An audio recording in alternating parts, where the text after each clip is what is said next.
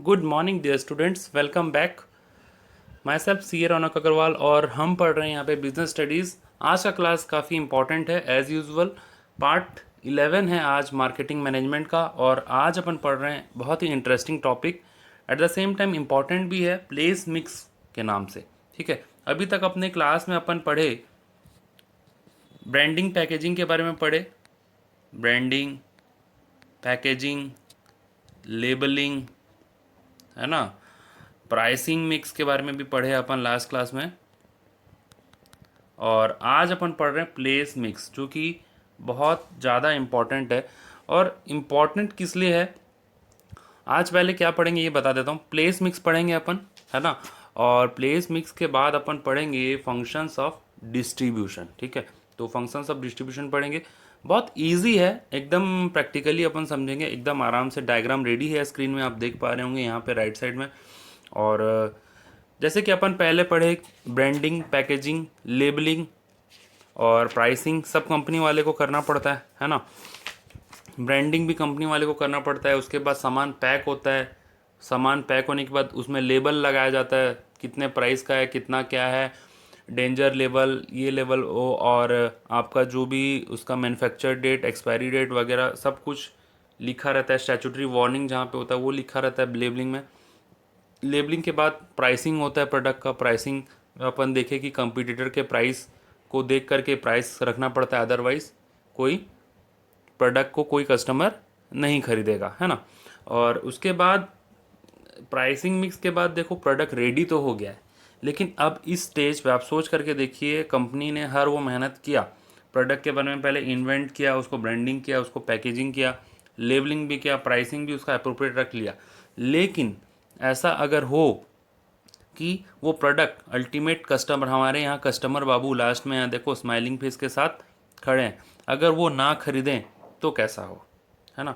तो ये बहुत बड़ा कंसर्न रहता है कंपनी वालों का, प्रोड्यूसर का ये सबसे बड़ा कंसर्न रहता है कि हमारा प्रोडक्ट जो है वो एंड कस्टमर तक, जो उसके कंज्यूमर हैं, एंड कंज्यूमर, ठीक है, कंज्यूमर एंड कंज्यूमर मतलब आखिरी कंज्यूमर, आखिरी कंज्यूमर तक अगर नहीं पहुंचा तो सारा सब कुछ वेस्ट है। ब्रांडिंग भी बेकार है, पैकेजिंग भी बेकार है, लेबलिंग भी चाहे जितना अच्छा कर लो, प्राइस भी जितना अच्छा लगा लो, लेकिन अल्टीमेट कस्टमर तक अगर नहीं पहुंचा तो वो सारा कुछ वेस्ट है, वो सारा मेहनत बेकार है। ठीक है, तो there should be some technique so that the product reaches to the consumer. यहाँ प्रोड्यूसर से लेकर के अल्टीमेट कंज्यूमर तक प्रोडक्ट को पहुँचाना हमारा काम है, हमारा यानी कि प्रोड्यूसर का, है ना। और इसमें बहुत ज़्यादा इम्पॉर्टेंट रोल रहता है मिडिलमैन्स का। मिडिलमैन्स मतलब बिचौलिए। जैसा कि अपन इसके बारे में हल्का फुल्का थोड़ा मोड़ा अपन पढ़े थे क्लास 11th में, कि होलसेलर कौन होता है, रिटेलर कौन होता है, कंज्यूमर कौन होता है, थोड़ा मोड़ा हल्का फुल्का पढ़े थे अपन। एक चैप्टर भी था, आपको अगर याद हो तो वो उनके बारे में आज अपन डिटेल में पढ़ेंगे, मिडिल मैन के बारे में। देखो अल्टीमेट ऑब्जेक्टिव क्या है, यहाँ प्रोड्यूस हुआ गुड्स, अल्टीमेट ऑब्जेक्टिव यहाँ कंज्यूमर तक पहुँचने का है। लेकिन ये इतना आसान नहीं है, क्योंकि प्रोडक्शन कहीं पे भी हो रहा है, इंडिया के किसी भी कोने में प्रोडक्शन हो रहा होगा। मान लीजिए इधर राजस्थान में प्रोडक्शन हुआ और कंज्यूमर बैठा है इधर वेस्ट बंगाल में, या फिर तमिलनाडु में कंज्यूमर बैठा है, तो या फिर J&K जम्मू एंड कश्मीर में कंज्यूमर बैठा है, तो इट्स अ चैलेंज, है ना। मैं सही कह रहा हूँ या गलत कह रहा हूँ? चैलेंज है, ऑब्वियस सा बात है, क्योंकि राजस्थान में आपने प्रोड्यूस किया, अब वो सामान एंड कंज्यूमर कहीं पे भी ऑल ओवर इंडिया में स्कैटर्ड हैं वो लोगों, तो उन तक वो सामान पहुँचे जब ना, कंज्यूमर को भी फ़ायदा होगा और प्रोड्यूसर ने जो बनाया प्रोडक्ट उससे उसको भी प्रॉफिट होगा। अगर उसका सामान नहीं बिकेगा तो वो तो उसके लिए लॉस है ना। तो इसीलिए there is a chain of middleman. Chain of middleman मतलब बिचौलिए बैठे हैं। जैसे कि यहाँ पे आप देख पा रहे होंगे, यहाँ पे एक मिडिलमैन है, पहले प्रोड्यूसर से इसके पास जाएगा, कौन है इसका नाम बताऊंगा, इसके बाद इससे इसके पास जाएगा, एंड एट द एंड यहाँ से ये कंज्यूमर खरीदेगा। और ऐसे हर जगह, हर स्टेट में, हर टाउन में ऐसा मिडिलमैन का चैनल बना हुआ है। ठीक है, इसको बोलते हैं चैनल्स ऑफ डिस्ट्रीब्यूशन। ठीक है, मिडिलमैन चैनल बोल सकते हैं, चैनल्स ऑफ डिस्ट्रीब्यूशन बोल सकते हैं। तो place mix refers to important decisions related to physical distribution of goods. Physical distribution मतलब गुड्स जो यहाँ पे प्रोड्यूस हो रहा है वो फिजिकली कंज्यूमर तक पहुँच रहा है या नहीं, गुड्स और सर्विस उन तक पहुँच रहा है या नहीं, तो डिस्ट्रीब्यूशन किस हिसाब से हो, गुड्स कैसे पहुँचे, ये सारा कुछ होता है प्लेस मिक्स के ऊपर। ठीक है, और चैनल्स ऑफ डिस्ट्रीब्यूशन मतलब किस वे से, किन रास्तों से आपका गुड्स गुजरेगा, किन रास्तों से गुजरेगा। क्या प्रोड्यूसर अपना डायरेक्ट यहाँ ही से कंज्यूमर को सेल करना शुरू कर देगा, या फिर वो इन होलसेलर्स को देगा, फिर होलसेलर रिटेलर को देगा, फिर रिटेलर कंज्यूमर को देगा। देखो ये है प्रोड्यूसर, फैक्ट्री का फोटो आपको नज़र आ रहा होगा।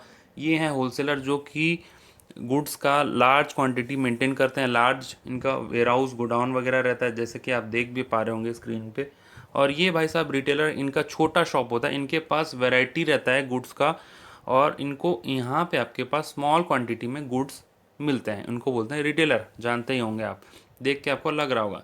और ये कंज्यूमर है, कंज्यूमर ना तो प्रोड्यूसर के पास जाता है ना तो होलसेलर के पास जाता है, कंज्यूमर रिटेलर के पास जाता है, रिटेलर काउंटर में, और वहाँ पे उसको महीने का राशन, महीने का जो भी डेली नीड्स है वो सारा कुछ उसको वहाँ पे मिल जाता है एक ही काउंटर में। तो उसको भटकना नहीं पड़ता है होलसेलर के पास, क्योंकि होलसेलर जो होते हैं वो एक क्वांटिटी, एक टाइप के प्रोडक्ट का लार्ज क्वांटिटी मेंटेन करते हैं होलसेलर्स। जैसे सपोज एक होलसेलर है शुगर का, है ना, अब एग्जांपल दे रहा हूँ, एक होलसेलर है शुगर का, एक है सॉल्ट का, और एक है आपका ये शैम्पू का। ठीक है, अब कंज्यूमर बेचारा कहाँ कहाँ भटके, पहले शुगर के पास जाए, सॉल्ट के पास जाए, इसके अलावा ग्रोसरीज आइटम भी हैं, और दाल्स वगैरह हैं, पल्सेस हैं, शैम्पू वाला अलग होगा। ठीक है, अब ये प्रैक्टिकली इम्पॉसिबल हो जाता है कंज्यूमर के लिए, क्योंकि कंज्यूमर के पास इतना टाइम नहीं है कि वो होलसेलर को ढूंढे और फिर उनके पास पहुंचे। So a chain of middle man has been set up. और इसमें क्या होता है, अब ये जो रिटेलर है ना, ये होलसेलर से सामान कलेक्ट कर करके, जैसे शुगर वाले से थोड़ा शुगर लेके आ गया, सॉल्ट वाले से थोड़ा सॉल्ट लेके आ गया, शैम्पू वाले से थोड़ा शैम्पू लेके आके अपने काउंटर में मेंटेन करके रखा है। और ये कंज्यूमर जो है उसको जो डेली नीड्स चाहिए वो रिटेलर के पास जाएगा, ना कि होलसेलर के पास जाएगा। तो ये चेन बनाना बहुत ज़्यादा ज़रूरी है। अगर चेन ना हो तो आपका प्रोडक्ट सेल नहीं होगा और कंज्यूमर आपका प्रोडक्ट को परचेज नहीं कर पाएगा, एट द एंड आपका प्रोडक्ट वैसा ही वेस्ट हो जाएगा।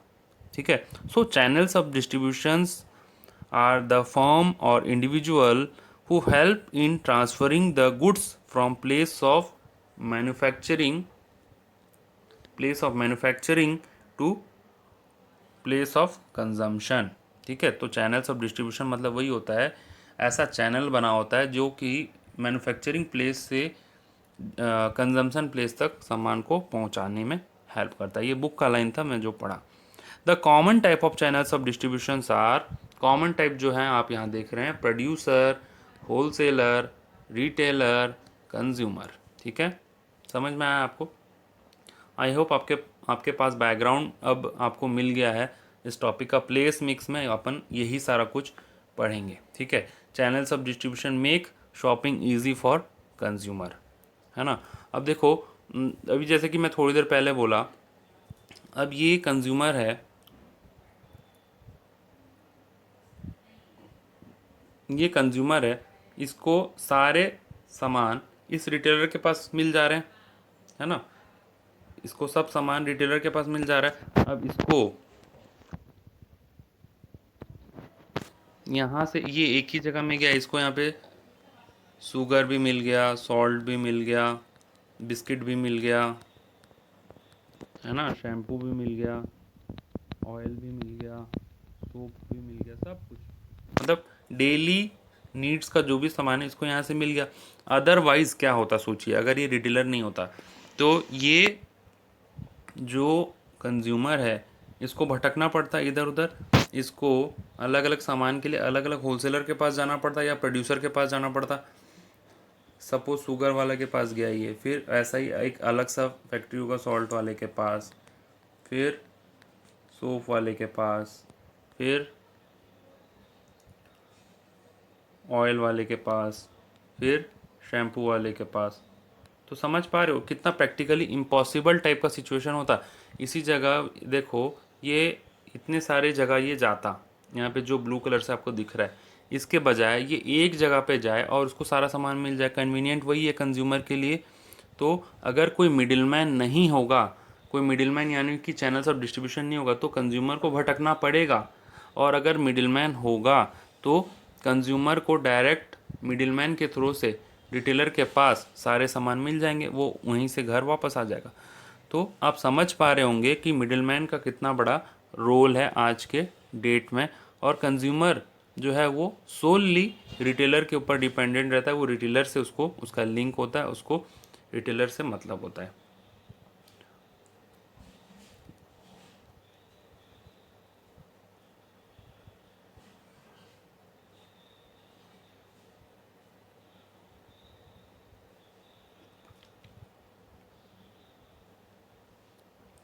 तो यहाँ पे अभी अपन पढ़ेंगे इसके, इससे आपको ये समझ में आ ही गया होगा कि रिटेलर का कितना ज़्यादा रोल है और इससे मिडिलमैन का भी रोल है, इसमें मिडिलमैन्स का भी रोल है सबका। जैसे कि होलसेलर हैं, अलग अलग टाइप के होलसेलर बैठे हुए हैं दुनिया में। प्रोड्यूसर अलग जगह में बैठा है, होलसेलर हैं, होलसेलर लार्ज क्वांटिटी मेंटेन करते हैं। फिर रिटेलर जो हैं वो होलसेलर से ख़रीद कर कर ले आते हैं। रिटेलर अपना भी प्रॉफिट हो जाता है, इधर होलसेलर का भी घर चलता है। होलसेलर भी अपना कुछ अमाउंट ऑफ प्रॉफिट रख के रिटेलर को दे देता है। रिटेलर फिर अपना कुछ अमाउंट ऑफ प्रॉफिट रख करके कंज्यूमर तक वो गुड्स को दे देता है। Eight the same time convenience का बात देखें तो कन्वीनियंट पॉइंट ऑफ व्यू से भी कंज्यूमर के लिए बहुत ज़्यादा कन्वीनियंट हो जाता है और रिटेलर के लिए भी कन्वीनियंट है, क्योंकि वो एक क्वांटिटी, एक इसमें बहुत ज़्यादा इन्वेस्टमेंट भी लगता है और रिटेलर के पास उतना ज़्यादा इन्वेस्टमेंट होता नहीं, तो वो थोड़े थोड़े क्वांटिटी में सारा प्रोडक्ट रखता है और इससे ये अपना लाइवलीहुड चलाता है। ठीक है, तो इससे भी इसको भी फ़ायदा है, रिटेलर को भी फ़ायदा है, होलसेल कंज्यूमर को भी फ़ायदा है और होलसेलर को ये फ़ायदा है कि उसको वैरायटी मेंटेन नहीं करना पड़ता है। वो एक ही टाइप का प्रोडक्ट लार्ज क्वांटिटी में रख लेता है और उसको सेल कर देता है रिटेलर्स को। प्रोड्यूसर को ये फ़ायदा है कि उनका सामान बिक जाता है। ठीक है, तो ये जो है चैनल्स ऑफ डिस्ट्रीब्यूशन इस टाइप से काम करता है। हाँ, एक इम्पॉर्टेंट नोट, इसमें से काफ़ी सारे टॉपिक डिलीट हो गए हैं आपके लास्ट करिकुलम में भी डिलीट हो गए थे कुछ, और कुछ इस करिकुलम में भी डिलीट हुए हैं। ठीक है, तो मैं उन टॉपिक को नहीं लूँगा यहाँ पे, क्योंकि जो टॉपिक सीबीएसई ने डिलीट कर दिया वो अपने किस काम का।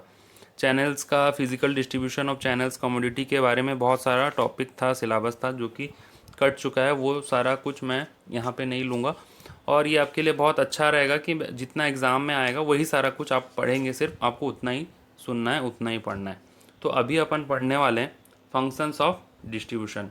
जो ये डिस्ट्रीब्यूशन वाले लोग हैं, फंक्शंस ऑफ डिस्ट्रीब्यूशन चैनल, ये डिस्ट्रीब्यूशन चैनल वाले लोग जो यहाँ पे बैठे हैं आपके सामने, इनका काम क्या है। ठीक है, इनका काम क्या है वैसे तो मैं बता चुका हूँ, अभी बुक से पढ़ेंगे, बुक का लैंग्वेज पढ़ेंगे तो आपको ज़्यादा समझ में आएगा। The first function is grading. ठीक है, ग्रेडिंग करते हैं। ग्रेडिंग यानी कि अब जैसे मान लीजिए ये रिटेलर है भाई साहब, तो ग्रेडिंग कैसे करते हैं ये, इनके पास सपोज़ शुगर का बात करें अपन, तो इनके पास दो टाइप का शुगर है, एक पैकेट फॉर्म में भी है और एक लूज़ में भी है। तो पैकेट फॉर्म में जो है ये बेस्ट क्वालिटी है और ये भी अच्छा क्वालिटी है, लेकिन उतना अच्छा क्वालिटी नहीं है। तो ये गुड क्वालिटी है, ये बेस्ट क्वालिटी है। ठीक है, तो ग्रेडिंग करने में बहुत ज़्यादा हेल्पफुल होता है। जैसे कि ये भाई साहब ग्रेडिंग कर देंगे, जैसे ही कस्टमर इनके पास आया, बोलेगा कि भाई साहब हमको शुगर चाहिए, कस्टमर बाबू ने शुगर मांगा किससे, रिटेलर से। तो रिटेलर पूछेगा कि आपको कैसा शुगर चाहिए, मेरे पास दो क्वालिटी का है, एक है पैकेट फॉर्म जो कि बेस्ट क्वालिटी है जिसका प्राइस भी ज़्यादा है, और एक है लूज़ फॉर्म में है, उसका वो भी अच्छा क्वालिटी है लेकिन उसका प्राइस कम है, और पैकेट वाले फॉर्म से थोड़ा सा ख़राब क्वालिटी है ना। तो ग्रेडिंग हो गया, यहाँ पे एक ही प्रोडक्ट का दो टाइप मेंटेन कर रहा है वो रिटेलर, तो इसमें कस्टमर को भी चॉइस मिल गया। अगर वो पैकेट फॉर्म अफोर्ड कर सकता है तो वो पैकेट फॉर्म ले ले, अगर वो लूज़ फॉर्म अफोर्ड कर सकता है तो वो लूज़ फॉर्म ले ले। सो ग्रेडिंग में बहुत ज़्यादा हेल्प मिल गया, ग्रेडिंग के कारण कस्टमर को हेल्प मिल गया और रिटेलर को भी हेल्पफुल है, क्योंकि रिटेलर शुगर को पैकिंग करके उसमें अपना प्रॉफिट रख करके ज़्यादा प्रॉफिट कमा सकता है। So functions of distribution of channel का पहला फंक्शन था ग्रेडिंग, और ग्रेडिंग में हेल्प मिल जाता है, क्योंकि ये जो रिटेलर है ये दो टाइप की शुगर मेंटेन कर सकता है। होलसेलर ऐसा नहीं कर सकता, होलसेलर के पास एक ही टाइप का प्रोडक्ट रहता है और वो लार्ज क्वांटिटी में रहता है, तो ग्रेडिंग नहीं हो पाता है। चूँकि यहाँ पे रिटेलर है, रिटेलर ये काम कर सकता है और ये फंक्शंस ऑफ डिस्ट्रीब्यूशन चैनल बनता है पहला। इसके बाद सेकेंड फंक्शन इज एक्यूमुलेशन। ठीक है, एक्यूमुलेशन, यहाँ पे आप देख रहे हैं accumulation. Accumulation means middleman maintain large stock of goods so that there is a smooth supply of goods without any delay. यानी कि एक्यूमुलेशन के पॉइंट ऑफ व्यू से अगर देखें तो प्रोड्यूसर जो है वो रेगुलरली कंटिन्यूसली मैन्युफैक्चर नहीं करता है गुड्स। सपोज मान लीजिए इसने जैन में कुछ मैन्युफैक्चर किया, उसके बाद ये सीधा मार्च में मैन्युफैक्चर करेगा, तो दो महीना बंद रहा, तो उस दौरान कस्टमर को सप्लाई कैसे होगा गुड्स? तो उस दौरान क्या है, जब ये प्रोड्यूसर जैन में मैन्युफैक्चर किया, होलसेलर जैन में ही बल्क क्वांटिटी अपने पास मेंटेन कर लिया था। ठीक है, और इस कारण से होलसेलर ये क्वांटिटी जब प्रोडक्शन नहीं हो रहा होगा फैक्ट्री में, रिटेलर को सेल कर सकता है। So there is a accumulation with wholesaler, wholesaler के पास गुड्स एक्यूमुलेटेड हैं और इस एक्यूमुलेशन के ही कारण स्मूथ सप्लाई ऑफ गुड्स हो पा रहा है विदाउट एनी डिले। कई बार प्रोडक्शन डिले हो जाता है, सपोज वर्कर स्ट्राइक पे चले गए या फैक्ट्री बंद हो गया, कोई भी रीज़न से फैक्ट्री बंद हो गया, तो उस वक्त ये एक्यूमुलेटेड गुड्स काम आता है। So it is another function of distribution channel. First is grading, second is accumulation, third one is assortment, जिसको कि ब्रैकेट में हम बोलते हैं वैरायटी। इसके बारे में तो मेरे को बोलने का ज़रूरत ही नहीं है। आप यहाँ पे देख पा रहे होंगे कि जो रिटेलर है हर गुड्स का कितना टाइप का वैरायटी इसने मेंटेन किया हुआ है। इसके पास आपको बिस्किट भी मिलेगा, राइस भी मिलेगा, शुगर भी मिलेगा, है ना, सॉल्ट भी मिलेगा, पल्सेस भी मिलेंगे। तो रिटेलर जो है इसके पास बहुत सारे वैरायटी मेंटेन होते हैं, कंज्यूमर को तकलीफ़ नहीं पाना पड़ता है, कंज्यूमर रिटेलर के पास जा कर के अपना ज़रूरत पूरा कर सकता है। सो असॉर्टमेंट मीन्स, ये वर्ड टेक्निकल वर्ड है, इसको आप याद रखिए, ज़रूर यूज़ कीजिएगा, एग्ज़ाम में अच्छा इंप्रेशन पड़ेगा। Assortment means maintaining variety. So channels of distribution function, distribution channels also helps in maintaining various types of variety of product, है ना।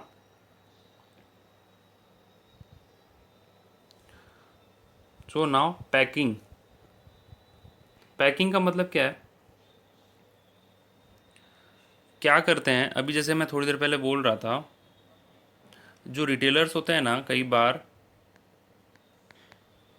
होलसेलर से सामान ला करके बल्क में, सपोज बल्क में सामान ले आए वो लोगों, और उसका छोटा छोटा पैकेट बना लेते हैं, जैसे सपोज 5 kg का, 2 kg का, 1 kg का, है ना। तो रिटेलर क्या करते हैं, बल्क में ले आते हैं होलसेलर से सामान, और सपोज यहाँ पे शुगर वो ले आए और उसका छोटा छोटा पैकेट बना करके कंज्यूमर को सेल करते हैं। तो बल्क में सामान किसने लाया, रिटेलर ने लाया। किससे लेकर के आया, होलसेलर से, है ना। और उसको सेल किसको करेगा, 5 kg, 2 kg, 1 kg के पैकेट में, ये कस्टमर को। सो पैकिंग में भी हेल्प मिलता है। ठीक है, नाउ प्रमोशन। प्रमोशन, प्रमोशन मतलब वही सेल का, सेल का, एडवर्टाइजमेंट करने का। तो कई बार आप प्रमोशन देखेंगे, रिटेलर जो है वही प्रमोट कर देता है प्रोडक्ट को, कि ये प्रोडक्ट ले जाइए, ये अच्छा है, इसमें ये फीचर मिलेगा आपको, ये इसमें ये खासियत है, ये फ्रेश प्रोडक्ट है। तो प्रमोशन का काम ये चैनल्स ऑफ डिस्ट्रीब्यूशन वाले कर देते हैं। और होलसेलर भी कई बार रिटेलर को प्रमोट कर देता है प्रोडक्ट, कि ये प्रोडक्ट ले जाओ, मैं फ़्रेश लेकर के आया हूँ, अच्छा है, पहले वाले प्रोडक्ट से अच्छा है, तो प्रमोशन का काम डिस्ट्रीब्यूशन चैनल के कारण अच्छा हो जाता है। और प्रोड्यूसर तो करता ही है प्रमोशन, लेकिन कई बार ये जो मिडिलमैन है यहाँ जो आप देख रहे हैं ये भी प्रमोशन का काम कर देते हैं फ्री में, और काफ़ी अच्छे से कर देते हैं। नेगोशिएशन, ठीक है। अब नेगोशिएशन का बात जब है, मैं कल ही आपको बोल रहा था, यानी कि पार्ट 10 में बोल रहा था कि नेगोशिएशन स्किल होना चाहिए, बार्गेनिंग पावर होना चाहिए, बार्गेनिंग होना चाहिए, मतलब बार्गेनिंग का कैपेसिटी। जैसे ये जो रिटेलर है ना, ये दो लोगों से बार्गेनिंग करता है, होलसेलर से भी और कंज्यूमर से भी। होलसेलर से कम लेस प्राइस के लिए बार्गेनिंग करता है और कंज्यूमर से मोर प्राइस के लिए बार्गेनिंग करता है। तो ये जो रिटेलर है बड़ा होशियार है, इसको पता है, और इसको पता है कि कौन से मैन्युफैक्चरर से उसको कौन से होलसेलर से उसको सही प्राइस में प्रोडक्ट मिलेगा, ठीक है। तो नेगोशिएशन भी होता है डिस्ट्रीब्यूशन चैनल के कारण।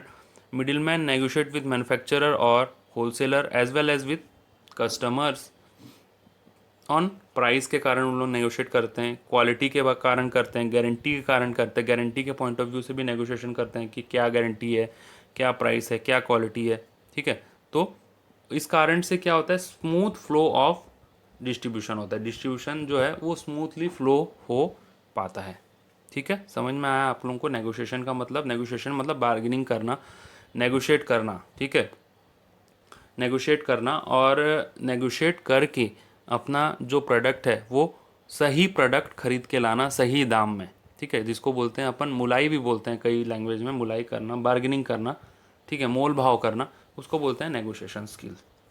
तो नेगोशिएशन के कारण स्मूथली प्रोडक्ट सेल हो पाता है एक जगह से दूसरे जगह तक। Last but not the least, risk. Risk का पॉइंट ऑफ व्यू से जो मिडिलमैन है वो सारा रिस्क वो लोग बियर करते हैं। मान लीजिए यहाँ पे ये होलसेलर भाई साहब बहुत सारा गुड्स मेंटेन किए हैं, भगवान ना करे कल को इनके शॉप पे आग लग गया, या फिर एक्सेस रेन हो, हैवी रेन के कारण इनका सारा सामान डूब गया, ठीक है, या फिर किसी थेफ्ट ने अटैक कर लिया, तो इस केस में रिस्क किसका होता है? होलसेलर का। उसी तरीके से जो रिटेलर है ये भी बेचारा गुड्स को मेंटेन करके रखा है, कल को इसके शॉप में थेफ्ट हो गया, फायर हो गया, या फिर हैवी रेन के कारण सारा गुड्स लॉस हो गया, तो ये सारा लॉस को बियर करता है मिडिलमैन, और कंज्यूमर को ये सारा लॉस मतलब ये सारा रिस्क बियर नहीं करना पड़ता है, और अल्टीमेट कंज्यूमर तक वो गुड्स आसानी से पहुंच जाता है। Middleman maintain large stock of goods, they transport goods from one place to another, so till goods are with them, when these are transferred from one place to other, then the middleman bear the risk of spoilage or damage of goods। जब तक consumer के हाथों goods नहीं चला जाता तब तक सारा रिस्क इन्हीं का होता है, ठीक है। मान लीजिए रिटेलर होलसेलर से सामान खरीदा है और होलसेलर बैठा है आपका गुजरात में, होलसेलर जो है गुजरात में बैठा है, रिटेलर जो है मान लीजिए, एक मिनट में थोड़ा सा क्लीन कर देता हूँ ये बोर्ड, यहाँ पे ये उड़ीसा में बैठा है, तो गुजरात से उड़ीसा आते वक्त रास्ते में ट्रक आ रहा है और मान लीजिए इसका एक्सीडेंट हो गया, तो इसका रिस्क किसका है? रिटेलर का है, क्योंकि ये तो सामान मंगा रहा था, गुजरात वाला होलसेलर बोलेगा कि मैं तो सामान मैंने तो सही भेजा था, और रिटेलर का रिस्क है। कंज्यूमर का तो कभी कोई रिस्क होता ही नहीं है, ये तो भाई साहब हंसमुख लाल है, ये सीधा जाएंगे रिटेलर के पास, जो सामान होगा खरीद लेंगे, तो यहाँ पे मिडिलमैन का रिस्क रह जाता है। उसी तरीके से ये सपोज फैक्ट्री जो है ये जम्मू एंड कश्मीर में है, J&K में ये फैक्ट्री सिचुएटेड है, यहाँ से सामान इस होलसेलर ने ख़रीदा, यहाँ से मान लीजिए रास्ते में कुछ लॉस हो गया, ठीक है, रास्ते में लॉस हो गया, थेफ्ट हो गया, एक्सीडेंट हो गया, कुछ भी हो गया, तो उसका रिस्क ये होलसेलर बियर करता है, क्योंकि उस वक्त तो रिटेलर हाथ खड़ा कर देगा, बोलेगा मेरे पास तो गुड्स आया नहीं, मेरा क्या रिस्क है। तो जब तक गुड्स जिसके पास में है, जिसने खरीदा है, उसका ही रिस्क होता है, कंज्यूमर का तो कभी कोई रिस्क होता ही नहीं है। मिडिलमैन सारा रिस्क ले करके प्रोडक्ट को सेल करवाने में हेल्प करते हैं। So this was regarding your risk. And with this we have completed functions of distribution. Place mix जो था आज अपन पढ़े, और आई होप आपको समझ में आया होगा। फंक्शंस ऑफ डिस्ट्रीब्यूशन को एक बार मैं फिर से रिवाइज कर दूं। वैसे प्लेस मिक्स का मतलब होता है कि जो एंड कंज्यूमर तक प्रोडक्ट पहुंच जाए, और इस अगर प्रोडक्ट नहीं बिका तो प्रोडक्ट का प्रोडक्शन बेकार है। फंक्शंस ऑफ डिस्ट्रीब्यूशन में हमने पढ़ा ग्रेडिंग। तो जो रिटेलर होता है वो प्रोडक्ट को 2-3 टाइप के वैरायटी में मेंटेन करता है, जैसे कि शुगर पैकेट फॉर्म में भी है, लूज फॉर्म में भी है। कंज्यूमर का इच्छा जो होगा वो खरीदेगा। एक्यूमुलेशन यानी कि जो होलसेलर है वो लार्ज क्वांटिटी में प्रोडक्ट को मेंटेन करता है, और जब वो ज़रूरत होता है कस्टमर को वो सप्लाई करता रहता है। तो एक्यूमुलेशन में भी हेल्प करता है, क्योंकि प्रोडक्शन राउंड द ईयर नहीं होता है, और प्रोडक्शन किसी भी कारण से रुक जाए तो उस केस में ये मिडिलमैन यानी कि होलसेलर हेल्प करता है। असॉर्टमेंट यानी कि वैरायटी, जो रिटेलर होता है लार्ज वैरायटी मेंटेन करता है, उसके पास शुगर भी मिलेगा, राइस भी मिलेगा, सॉल्ट भी मिलेगा, शैम्पू भी मिलेगा, ऑयल भी मिलेगा, और कंज्यूमर को रिटेलर के पास जाके मिल जाता है सब कुछ, और वैरायटी मेंटेन करता है कौन? रिटेलर। पैकिंग, पैकिंग कई बार पैकिंग भी करता है रिटेलर। होलसेलर से लार्ज बल्क क्वांटिटी में ला करके स्मॉल पैकिंग में पैक करके रिटेलर को सेल करता है। तो ये एक डिस्ट्रीब्यूशन चैनल का फंक्शन है। प्रमोशन यानी कि प्रोडक्ट को बिकवाने में प्रमोट करना, प्रोडक्ट का एडवर्टाइजमेंट करना। तो मिडिलमैन लोग प्रोडक्ट का एडवर्टाइजमेंट करके प्रोडक्ट को बिकवाने में हेल्प करता है। नेगोशिएशन यानी कि मोल भाव करना, बार्गेनिंग करना, इसको वो बोलते हैं हाँ यही तो बोलते हैं नेगोशिएशन, मतलब मोल भाव करना। ठीक है, मोल भाव करके जो रिटेलर है वो होलसेलर से सामान खरीदता है, और अच्छा सामान खरीदता है सही दाम में, और कंज्यूमर को बेचता है, क्योंकि कंज्यूमर भी मोल भाव करते हैं रिटेलर से। और तो इसमें अल्टीमेटली ये स्मूथ डिस्ट्रीब्यूशन में हेल्प करता है। रिस्क यानी कि अभी जैसे कि बताया हमने, होलसेलर बैठा है जम्मू एंड कश्मीर में, मैन्युफैक्चरर बैठा है जम्मू एंड कश्मीर में, होलसेलर बैठा है आपका गुजरात में, और रिटेलर बैठा है उड़ीसा में। तो जब रिटेलर सामान खरीदता है होलसेलर से गुजरात से, रास्ते में सामान में जो भी हो जाए, एक्सीडेंट हो जाए, उसका नुकसान किसको बियर करना पड़ेगा? उसको बियर करना पड़ेगा रिटेलर को, क्योंकि कंज्यूमर का तो कभी कोई रिस्क होता ही नहीं है। ये तो जब रिटेलर के पास जाएगा जितना सामान चाहेगा खरीद करके ले आएगा। उसी टाइप से होलसेलर का भी अपना रिस्क है। होलसेलर जब प्रोड्यूसर से सामान खरीदता है, होलसेलर और प्रोड्यूसर एक ही जगह पे नहीं बैठे हैं। जब वो सामान खरीदता है प्रोड्यूसर से, रास्ते में अगर कुछ हो गया या फिर कुछ और दुर्घटना हो गया, कुछ भी हो गया, तो उसका रिस्क होता है होलसेलर का। तो जो मिडिलमैन है ये रिस्क भी बियर करते हैं, और अल्टीमेटली गुड्स को एक जगह से दूसरे जगह में सेल करवाने में बहुत ज़्यादा हेल्प करते हैं। So this was all regarding functions of distribution channel. I hope आपको टॉपिक समझ में आया होगा। Thank you for watching this video. Have a nice day. Bye bye.